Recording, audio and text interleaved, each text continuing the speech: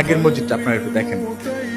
এই ছিল আগের মসজিদ, যেই মসজিদে মানুষ জানতো না কখনো যে এই মসজিদটা পাকা হবে নাকি টিন হবে। পাকা তো দূরের কথা, তারা কখনো ভাবে নাই যে এই কাঁচা, এই কোন রকম ছালা দেওয়া মসজিদটা পাকা হবে। আর সেখানে আল্লাহ পাক চাইলে কেউ তা ঠেকিয়ে রাখতে পারে না। সেখানে দেখেন এই গ্রামবাসীকে ভাবছিল এই কাঁচা মসজিদ থেকে এরকম সুন্দর একটি মসজিদ হবে।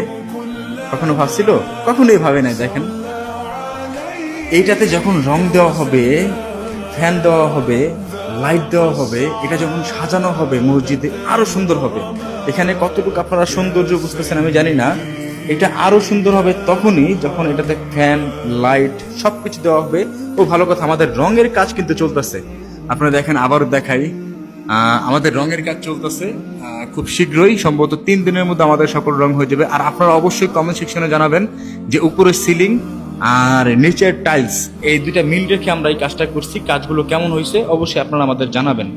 অবশ্যই আপনাদের ভালোবাসায় আমরা এতদূর আসতে পারছি।